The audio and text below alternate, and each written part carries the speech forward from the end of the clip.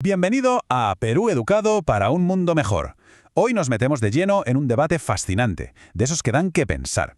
Vamos a analizar un auténtico choque de trenes entre la interpretación de la Biblia basada en la fe y la tradición y un desafío que viene desde la propia lingüística. Una discusión que nos obliga a preguntarnos cómo entendemos realmente unos textos que tienen miles de años de antigüedad. Vale, para que nadie se pierda, aquí tenemos la hoja de ruta de hoy. Arrancaremos con la pregunta que lo inició todo, ese desafío inicial. Luego veremos la defensa teológica, el llamado Nuevo Pacto. Después daremos un giro hacia el argumento lingüístico, para continuar con la respuesta que apela al peso de la tradición. Y finalmente, veremos por qué este es un debate que a día de hoy sigue sin resolverse. Y aquí es donde empieza todo, donde salta la chispa.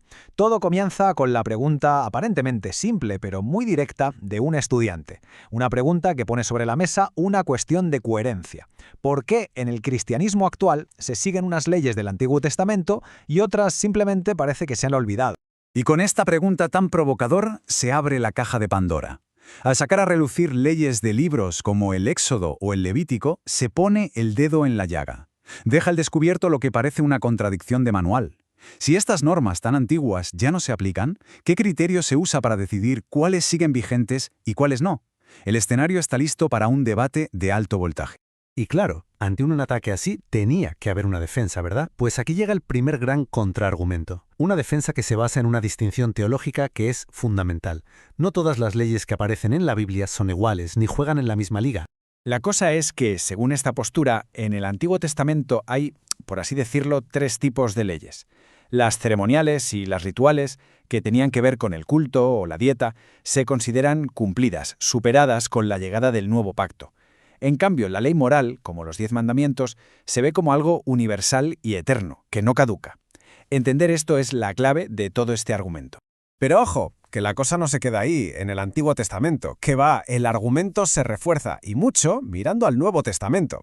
Se citan pasajes muy concretos de las cartas a los romanos, a Tito o de Judas, e incluso se recuerda la reafirmación que hace el propio Jesús sobre el matrimonio en el Evangelio de Mateo.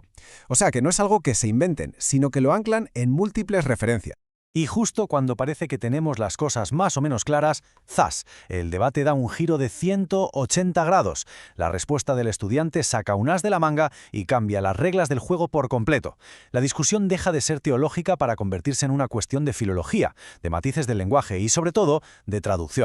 La idea central de este contraataque es en realidad muy simple pero potentísima. La Biblia que la mayoría de la gente lee hoy no es el texto original, es el resultado de un larguísimo proceso de traducción desde sus idiomas originales, el griego koine y el arameo. Y como todo el mundo sabe, al traducir, traductore, traditore, a veces los significados originales pueden cambiar o directamente perderse. Y aquí viene lo bueno, la parte más técnica pero que es fascinante. Se propone que dos palabras griegas clave podrían estar mal traducidas. Malakoi, que a menudo se traduce como gay, podría simplemente significar blando o afeminado. Y lo más fuerte, arsenokoitai, podría no referirse a la homosexualidad en general, sino a algo mucho más específico, prostitutos masculinos. Si esto fuera así, el significado de los versículos daría un vuelco total. Vale, tenemos un desafío lingüístico sobre la mesa. ¿Y cuál es la respuesta? Pues apelar a un tipo de autoridad diferente. Una que no se encuentra en los diccionarios de griego antiguo, sino en la propia historia, la tradición de la Iglesia.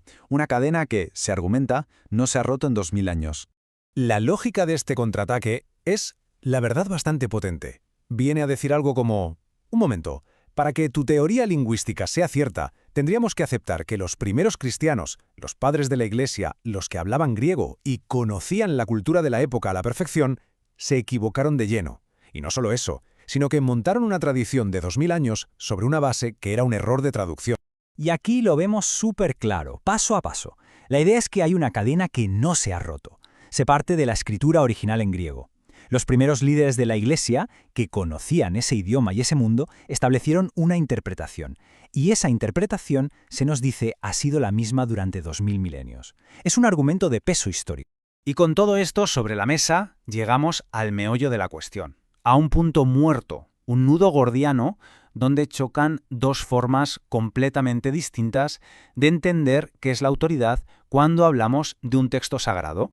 Esta tabla lo resume a la perfección. Por un lado, una postura que confía en la autoridad de la escritura sumada a la tradición de 2000 años interpretándola de una manera consistente.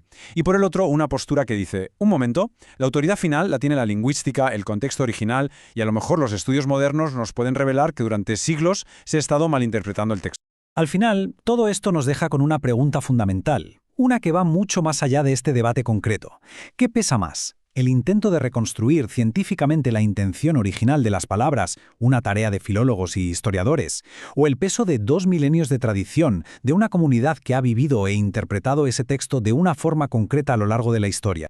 Bueno, menuda inmersión hemos hecho en un tema complejo y lleno de aristas, ¿verdad? Como siempre, la idea no es dar respuestas cerradas, sino abrir el debate y ofrecer herramientas para pensar. Por eso, les animamos a hacer clic y compartir este análisis para que la conversación siga. Nos vemos de nuevo en otro episodio de Perú Educado para un Mundo Mejor.